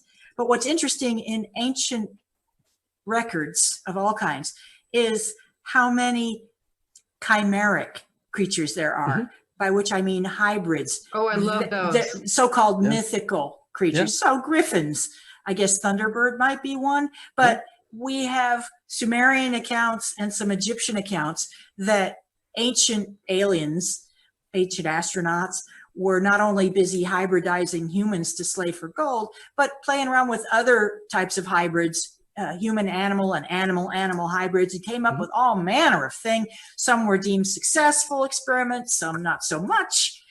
But we have lots of art that reflects these early attempts, apparently, at biological engineering.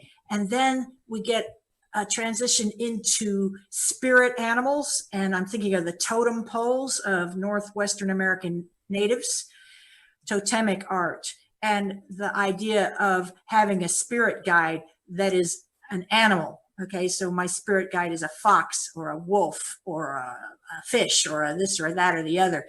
And it's intriguing because modern religions tend to discount that aspect of spiritism, that animals have spirits, animals have consciousness. You can communicate maybe telepathically or psychically with animals. Animal lovers know what I'm talking about. It's a real deal, okay? So it's no surprise that we find evidence that people were preoccupied with animals. What if an animal were your best friend? You lived in the bush somewhere and maybe you'd been banished. Maybe you're just a loner. Maybe your occupation is sheep herder and you spend a lot of time alone. If you're a sheep herder, your dog is going to be your best friend probably, you know, even if you come from a large family. So I get all of this. And it doesn't surprise me to see this kind of trace left. But what's intriguing is when it is found in places you wouldn't expect it around the world. And of course, the mainstream says, oh, we have to discount that because we didn't account for it. Whereas the actual open-minded skeptical researcher will say, I guess we need to broaden our understanding because this new information doesn't fit what we knew before. And the mainstream has a very hard time accommodating that sort of, well, we weren't exactly right, were we? Mainstream isn't very fond of admitting that it has been wrong and expanding a paradigm, maybe doing away with one paradigm and doing a shift into a new one where, everything we knew really was wrong. Right. Yeah. Yeah. It's funny you bring up the hybridization.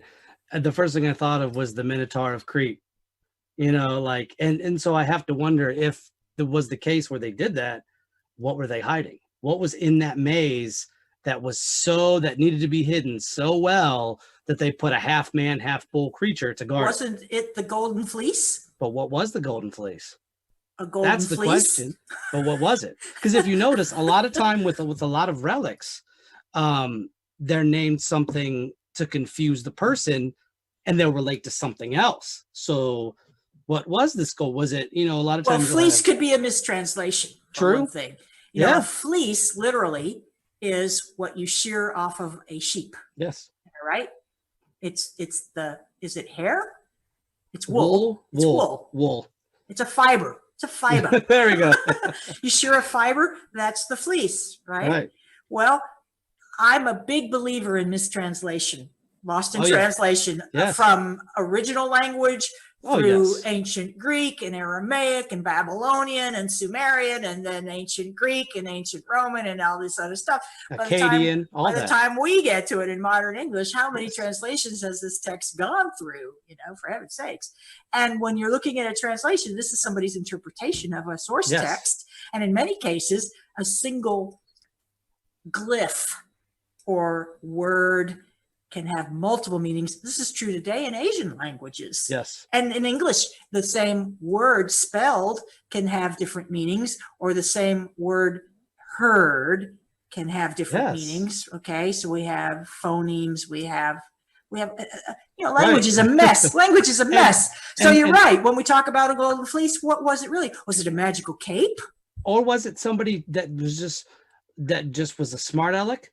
See, that's what we don't think. It could have been somebody that was just like, what do we call this thing? Let's call it a fleece. We'll throw everybody off that's in that might be in the future, that might want to research this. We'll call it a fleece. They don't know what we're talking about. What about UFO abductees and remains where witnesses say, witnesses come across a UFO crash before everything's spirited away by the military. Right. And they observe dead bodies. And they say this being was clothed, but it was close fitting. And I saw no seams, no buttons, no zippers, no Velcro, no obvious closure.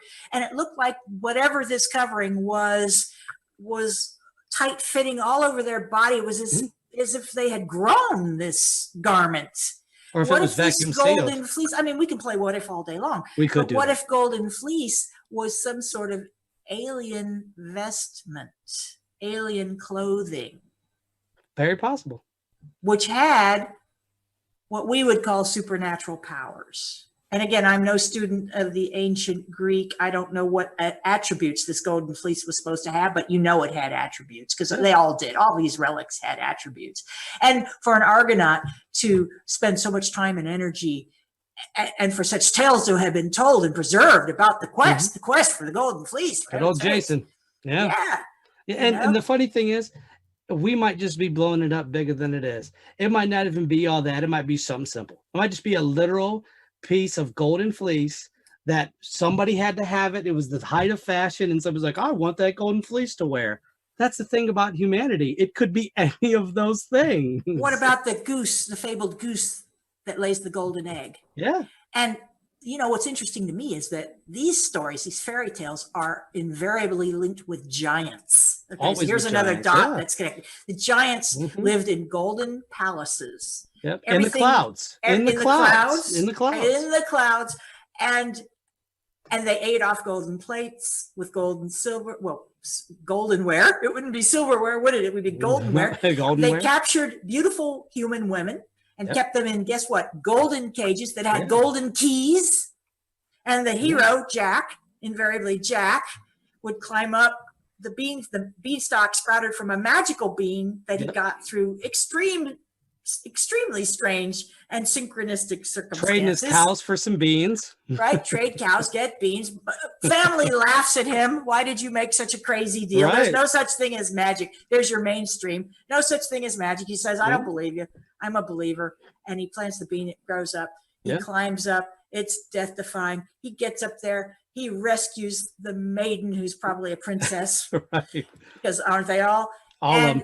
And the giant is sleeping. The wife of the giant is sleeping, tiptoes along. I mean, this is such drama, such pathos, right? Yeah. And it always ends up that the giant wakes up as he's making off with not only the princess, but some golden stuff, because the goose or the egg or whatever. The goose, the egg, the key, the cage, the something. Hightail it back down the beanpole, and then at the bottom, whacking it down. So the giant can't come down and kill them all, because we know from even the Bible that giants love to kill people and eat them. And to the point where they would destroy entire communities. Yes. And they had to be destroyed because of it. Which is why we have so many stories about how horrible giants are. Yeah. Nobody says good things about giants. Nobody. I've never read one good giant report, because you have Cyclops, who were supposedly giants. They were bad. They were throwing rocks at ships. And then you have them everywhere. You have them even in Native American folklore. You have giants too, and they were bad. So it's like, what's with people being really tall? Why are they so bad? They apparently had voracious appetites. That's it. And what I read was that first, by the way, these giants were the children of these so-called fallen angels, who I believe were cosmonauts, Anunnaki space, members of a spaceship called Heaven, if you will, and that they mutinied and they were cast off the ship with no communication and no artificial environment. So now they would be subject to the length of days on Earth, subject to human aging. Okay, terrible for them. I mean, they hated it. And they went through Enoch. Enoch was actually the Jehovah's appointed human representative. This is a great, if you haven't read the book of Enoch, run, don't walk, and get the book of Enoch or listen to the audio book. This is, and it's a little heavy, but it's worthy really stuff. It's worthy. Enoch, as the messenger of the fallen angels and intermediary with Jehovah back on spaceship heaven, is relaying all their communications because they're so reviled now. Their mutiny is so heinous. And basically their mutiny is about giving human beings the knowledge of their own origin. Can't have that when you're in a controlling leadership society, which is what was going on the spaceship. Our procreators didn't want us to know where we came from. That was the knowledge of good and evil, as written in that story. So, I mean, this is all, again, Robert gave his views, I'm giving mine. When you layer these stories with these filters, it all starts to make perfect sense. It really does. And if you haven't read it, I have, the one thing I have multiple copies of are like religious texts, because I find them to be fascinating. In the Dead Sea Scrolls, a book I have upstairs about the Dead Sea Scrolls, there's a small book inside. It's called the Book of the Giants.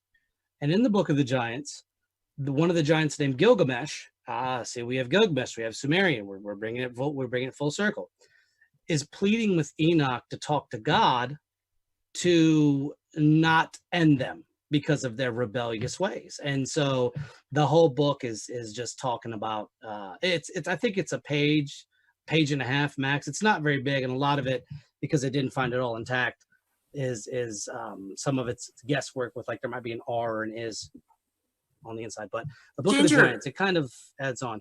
Good stuff. Final thoughts about Robert's topic here? I think it's a great topic, and I could listen to Robert all day. This is interesting stuff. Thank you so much. Thank you. Yeah, Thank you. It is. It's great. I'm so glad you brought that. I love that you guys brought it into the religious texts, era. And for viewers who have just found us, welcome. You have found Taboo Topics with Jean Broida, with my illustrious guests, Ginger Routh and Robert Solomon. We are slaying these taboo topics, as we do every Sunday night, 7 to 9 p.m. Eastern in the United States and Canada, on my YouTube channel, which I hope you'll subscribe and get alerts and like and love and adore. It's Taboo Topics with Jean Broida, also available at the Global Enlightenment Radio Network.com, live streaming 7 to 9 p.m. Eastern, and in the video archive, the show archive section as well. So, third and final panelist is yours truly, and I am going to share with you an article that I wrote for the dailyconspiracy.com, published April 20th this year, very recently. And this is the April 26th episode of Taboo Topics with Jean Broida. As Lightworker 111, I write for several alternative online publications to bring you news that the mainstream never will. And this one is titled, Remember That Time We Bombed the Moon? So here we go. Hang out with UFO researchers long enough, and you'll probably hear the one about the time the US Space Agency bombed or nuked the moon. Some ufologists and other scientific types think abusing the moon with excessive force is nothing short of insane, not to mention poor use of taxpayer money. Is there any truth behind this story? What, if anything, has the United States government authorized the military and space experts to do to our only natural satellite, Mother Moon, and why?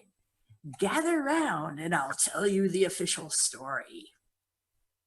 On January 6, 1998, the U.S. National Aeronautics and Space Administration, NASA, launched Lunar Prospector as one of its Discovery Program missions.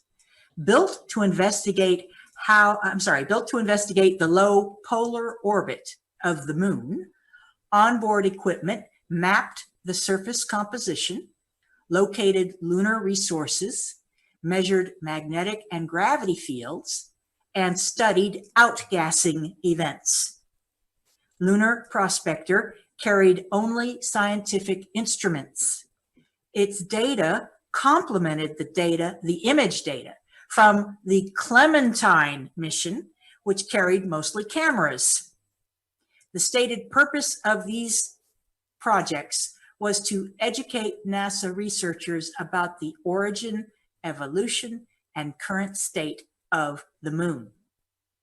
In 1999, Lunar Prospector detected concentrated hydrogen signatures, that's large amounts of hydrogen to you and me, in permanently shadowed craters at the lunar poles.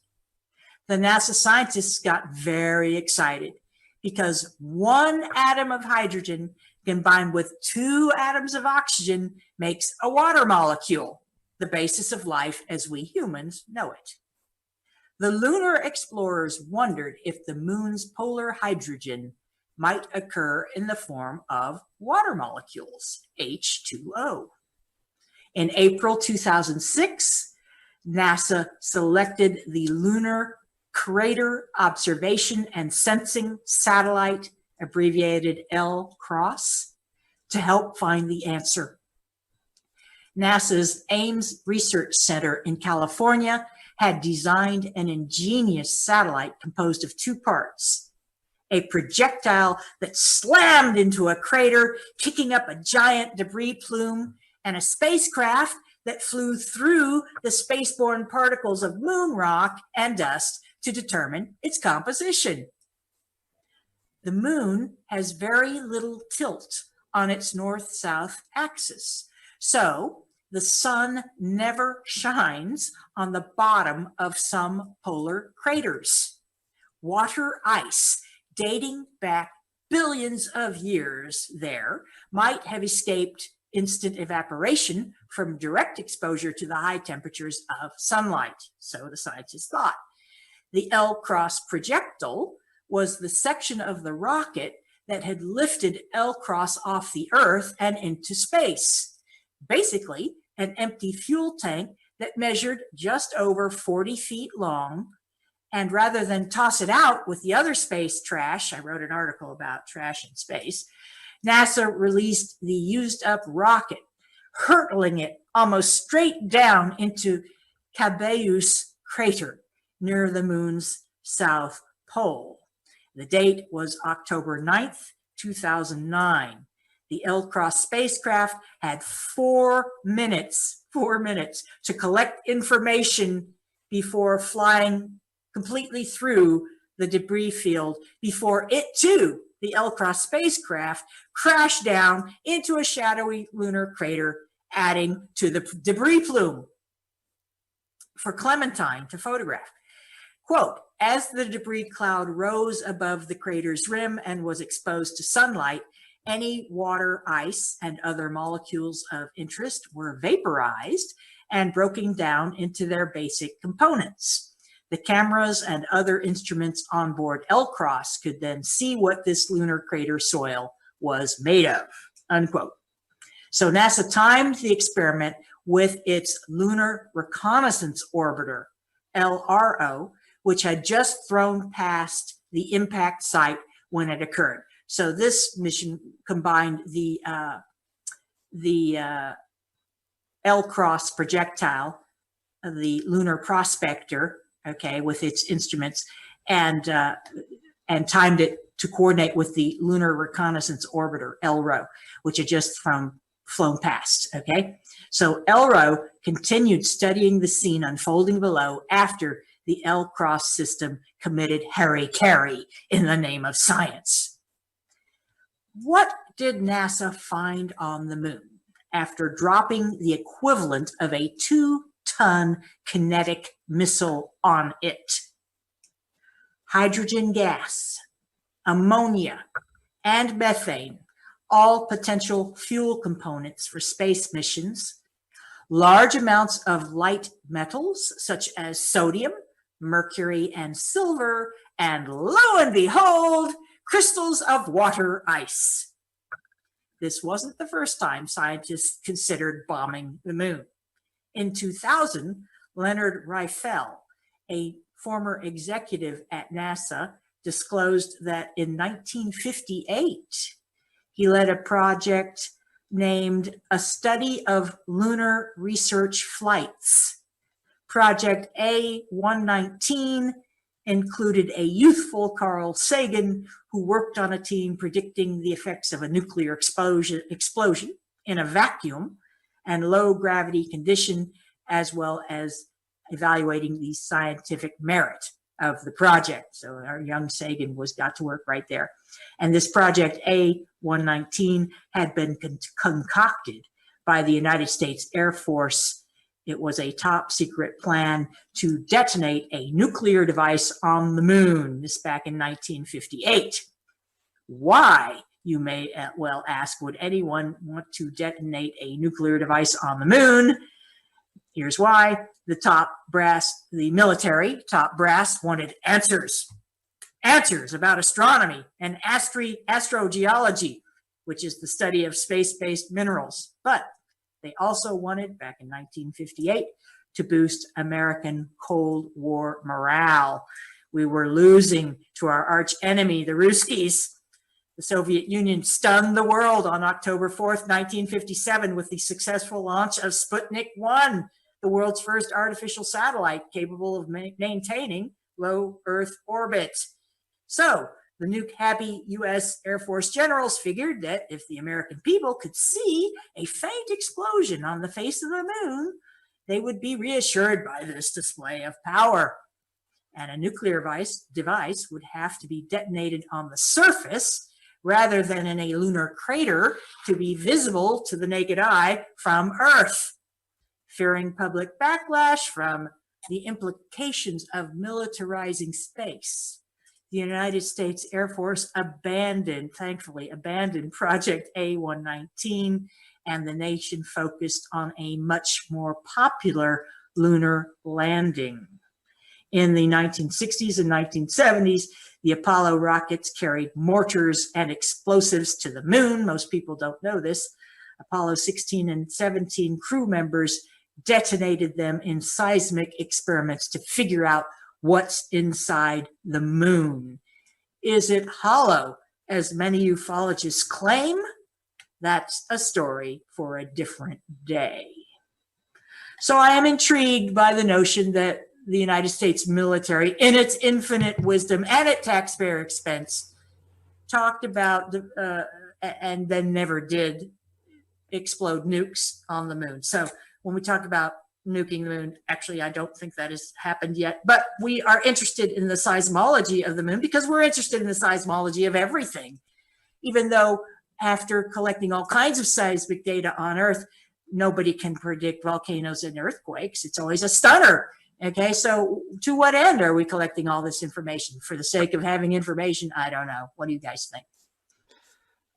Well, the first thing I want to say is, didn't they learn after nuking Hiroshima and Nagasaki and everything else what happens after you nuke things? You know, if you look at alien encounters, UFO encounters, cryptid encounters, if you look at all the craziness that has happened, a large chunk of it has happened after the bomb was detonated, like the America woke something up or caused a dimensional rift. The reason I think they do these things is twofold. One, it's to ascertain what minerals or what new fuels they can use, because mercury's always been a fuel factor in a lot of ancient astronaut theories. Mercury was like the big thing. World War II, Hitler and his cronies. Actually, now, are you talking about the planet Mercury or the element? The substance. Okay. The element, sorry.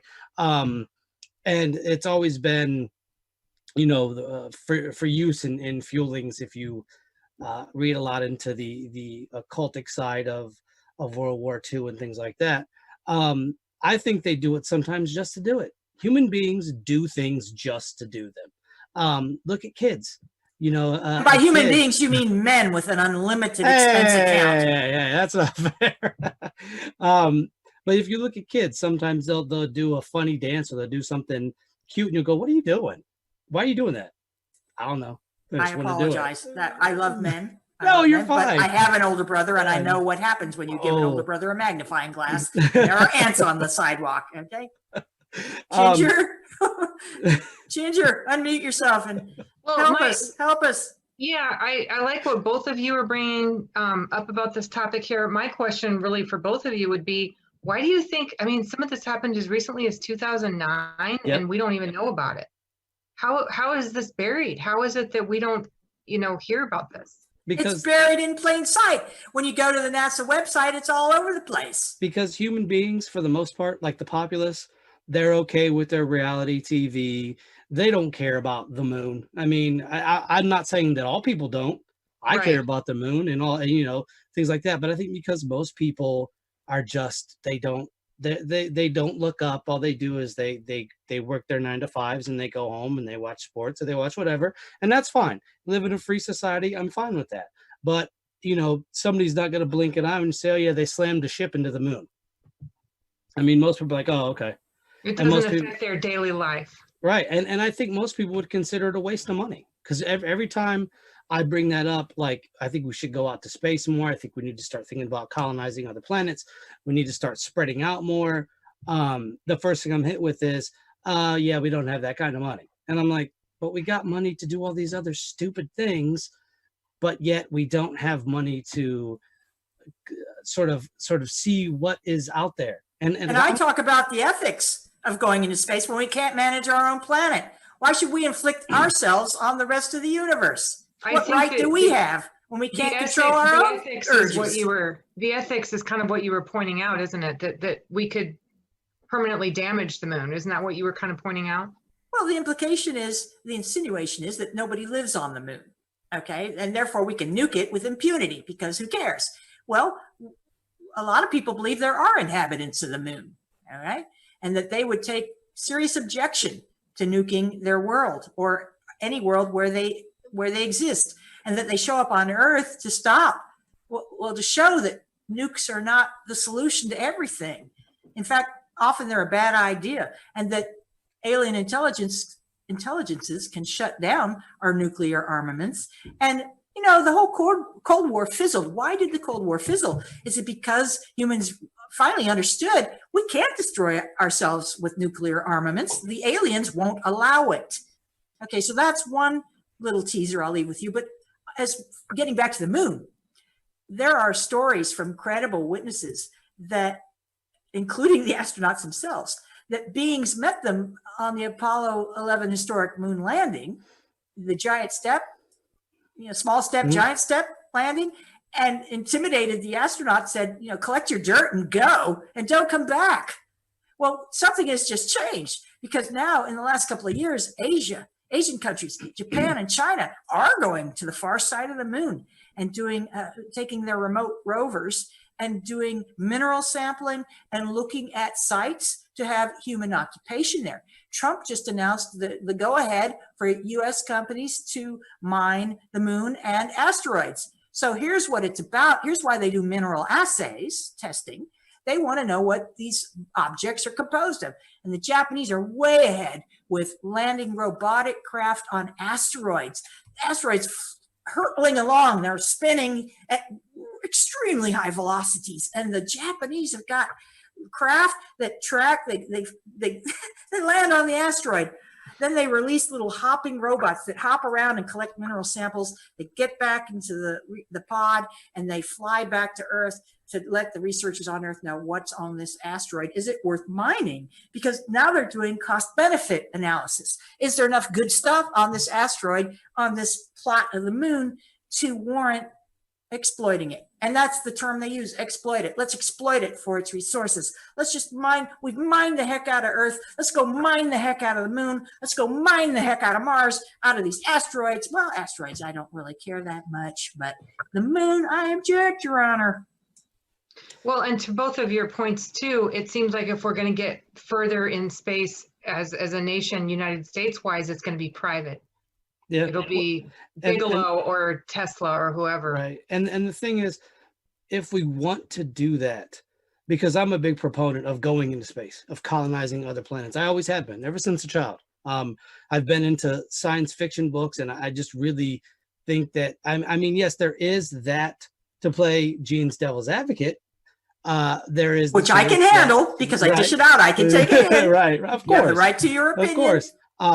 We could definitely well be going out there for selfish reasons, but I think that for the most part, once we get out there and once we start establishing, because what will have to happen is we'll have to go out and we'll have to establish bases, and then from bases we can leap out, and then from those leap out points we can leap out further into the universe. I'm a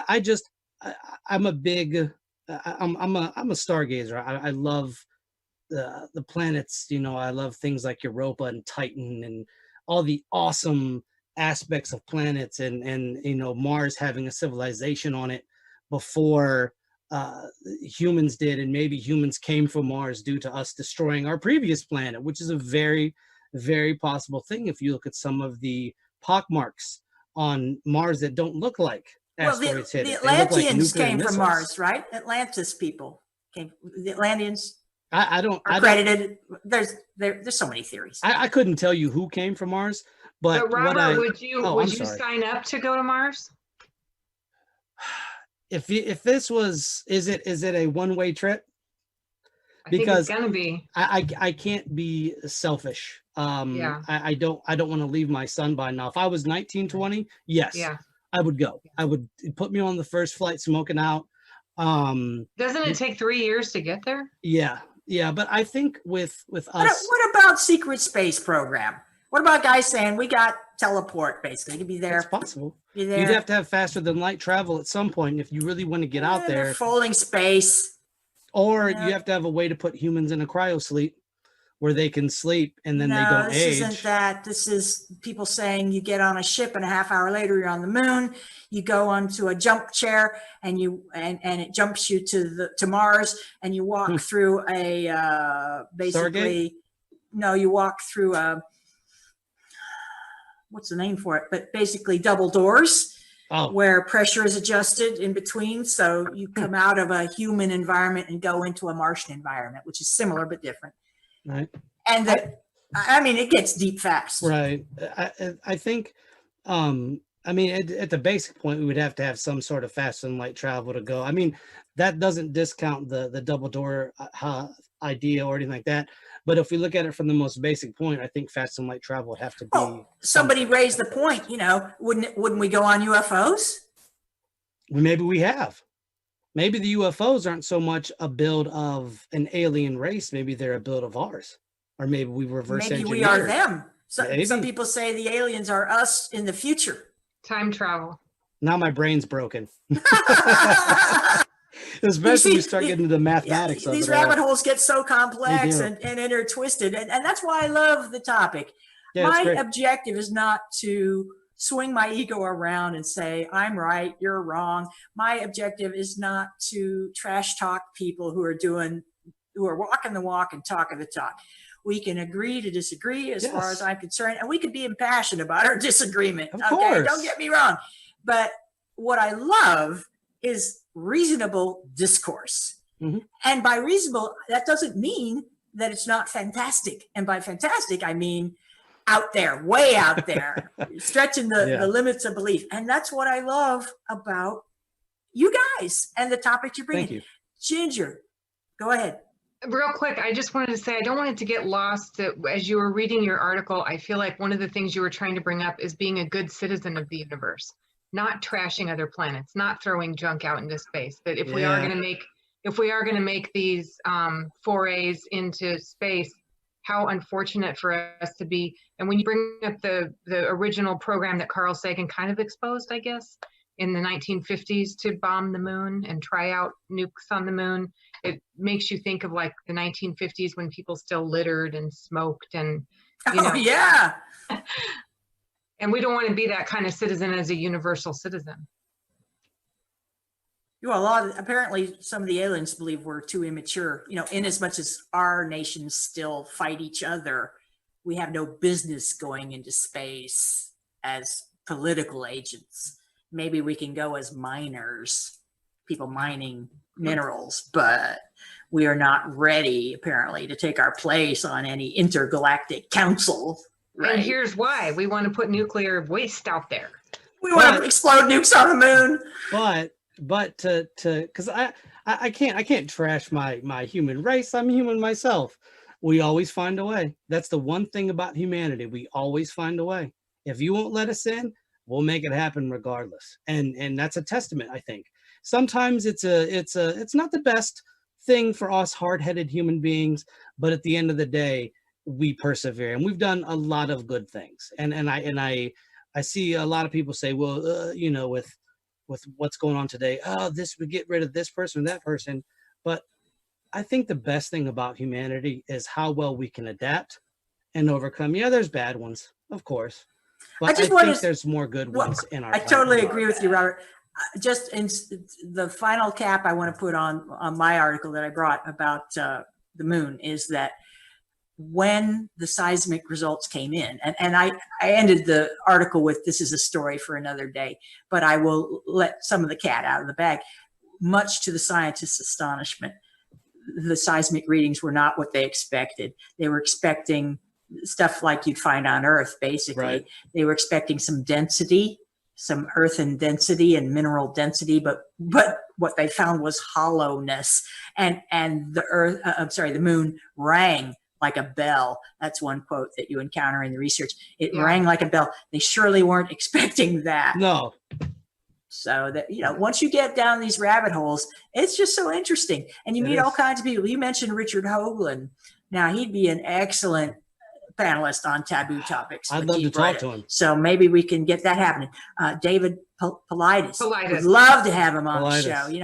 Let's work. Let's mastermind in that direction. Richard's like, let people speak for themselves, and bring their work right to the round table. I got questions for Richard.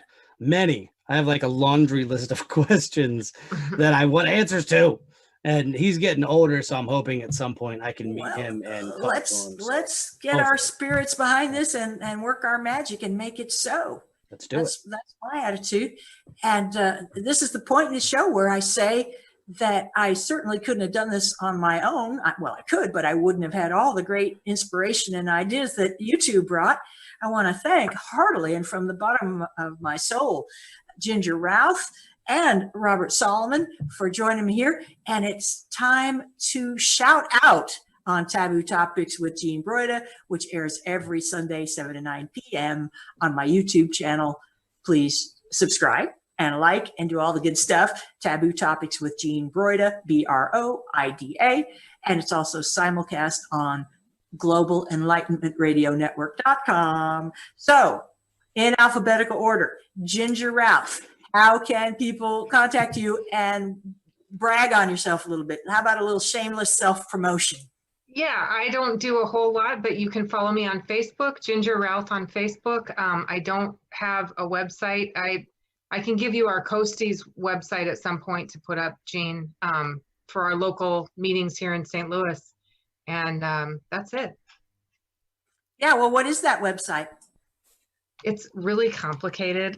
Uh-oh. Because it's not just but people could do an online search, couldn't they? Yeah, it's called St. Louis Coasties. Coasties. Yeah. Coasties.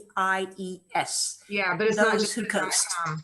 It's not just a .com. It's a free website, so it's got a weird URL. But people could search and find it. Yes. And these are in the flesh meetings. Right. With awesome presentations, I might add. Yes, every month. And when we can resume. Yes. And so people can get a hold of you on Facebook, it sounds like. Right. Excellent. How do you spend your time?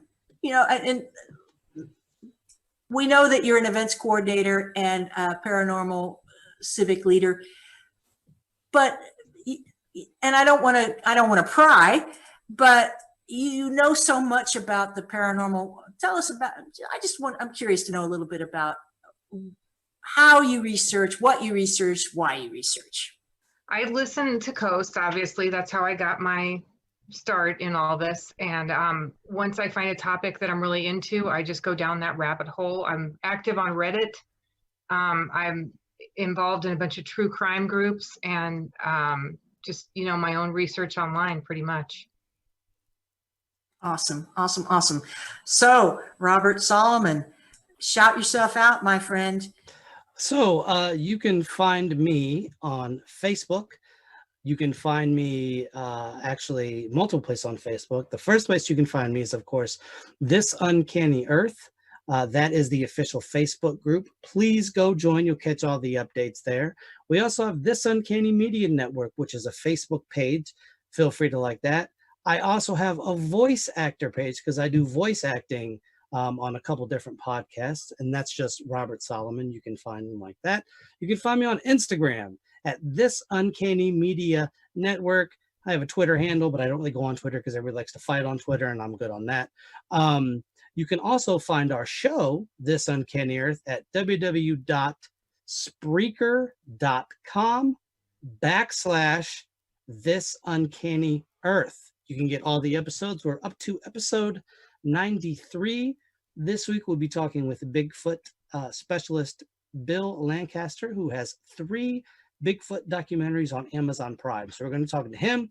2 weeks ago, we talked about the missing 411, as I talked to Ginger a little bit earlier, which was it's kind of a weird coincidence that you had her on to talk about that, because it was fresh in my mind. I even had the research notes pulled up too as we were talking, just so I could glance at it. It's crazy. So that's where you can find me. I love your show. Thank you. I love all the uncanny-ites. I know there's some uncanny-ites listening right now. That's what I call them. Yep, you made me a believer in what you do. And I love both of you. You're my soul brother, my soul sister. It's no accident that we connected. It's no accident people are listening to this show. And certainly I invite all of you to check out my book, Unknown Objects, the Top 10 U.S. UFO Cases. It's 10 stories in chronological order that trace not only riveting cases of UFO encounters in United States history, but how the public was informed of those cases through media. And I look at how credible are the witnesses. That's always of interest to me. Who is reporting this, and are they credible or not? So I included very credible cases. And I also included cases that, as you follow along historically, we see how the United States government adapted to public reaction to UFOs and the phenomenon that's so hush-hush, so taboo, and refined this cover-up of you must be crazy to believe in UFOs, to the point where newscasters are sniggering every time there's the occasional UFO report, until in more recent history, in this millennium, we now see reports where police officers in uniform are being taken credibly by the news reporters, who the one introducing the article will snigger a little, but the one on site, the one on the ground, is not sniggering. They're trying to take it a little more seriously. You got to give them the benefit of the doubt. They're between a rock and a hard place. But my book will explain to you why we are where we are in terms of how is it that now UFO truth has become a matter of belief. It's not belief. My government knows UFOs exist. And once you've read my book, you'll know why you must be crazy not to believe in UFOs. As I said before, I write as Lightworker 111 for thedailyconspiracy.com and a few other websites as well. Check me out there. We get in some politics, and I know that irritates some of you. What can I say? That's the nature of nature that we know.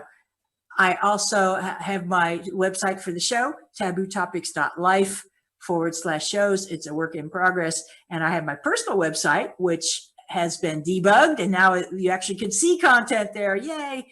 That is www.lightwork111.com. And finally, I invite any and all of you to email me directly, Jean, Jean, at lightwork111.com. I want to hear from you. And if you'd like to be a guest panelist on the show, I invite you to let me know, because I am interested in promoting some of the softer voices. We had talked about some big name ufologists, big name paranormalists. Here's a forum for lesser name paranormalists, perhaps on their way up and up, perhaps not. We do this because we have a common interest. And as Robert had said, we're not here to keep all this information to ourselves and charge admission for it. No, we want the opposite. We want everybody to know, everybody to debate, everybody to be talking about taboo topics. So last thoughts, Robert? Oh, you're muted, my friend. That's okay. There we go. There we go. I just want to thank you and Ginger for a fantastic conversation. I love conversations like this with people. It teaches me new things. It guides me on a path I know I'm set on, and I'm really enjoying it. And I'm just thankful. I woke up alive today, and this was a great show, and I'm just thankful. That's it. I'm just thankful. Well, you helped make this a great show. Let's keep that in our thoughts, Robert. Thank you so much for being present and mindful and bringing some great content to the show. Ginger. Yeah, thank you, Jean, for having me. It was a pleasure as always, and it was great to meet you, Robert. I'd love to hear what you have to say. And to the audience out there, keep researching. If you're curious about something, dig in, ask questions, find other like-minded individuals to explore these topics. They're out there. And, curious people are the ones who discover things. I so agree with all that. Don't take our word for it. Go do your own research. And we know you may have limited time, but just as Ginger said, pick one topic of interest. Check it out. I guarantee you that will make you interested in some other topic. I'd be astonished if it didn't. So thank you for tuning into Taboo Topics with Jean Broida. The April 26th, 2020 episode rocked out with my guest panelists, Ginger Routh and Robert Solomon. They've been back from previous appearances, and I hope they'll be back again. But for now, that's our take on it. Thank you, everyone around the world, for listening in to Taboo Topics with Jean Broida on my Taboo Topics YouTube channel at tabootopics.life/shows and at Global Enlightenment Radio Network.com. See you next week. Over and out.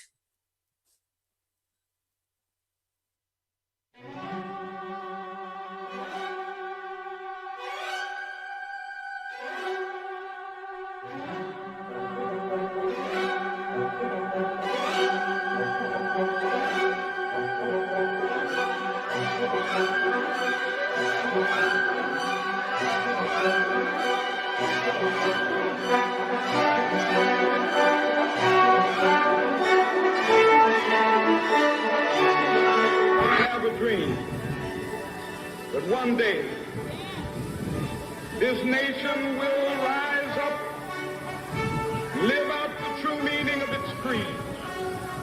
We hold these truths to be self-evident. In the councils of government, we must guard against the acquisition of unwarranted influence, whether sought or unsought, by the military-industrial complex. The potential for the disastrous rise of misplaced power exists and will persist. The very word secrecy is repugnant in a free and open society, and there is very grave danger that an announced need for increased security will be seized upon by those anxious to expand its meaning to the very limits of official censorship and concealment.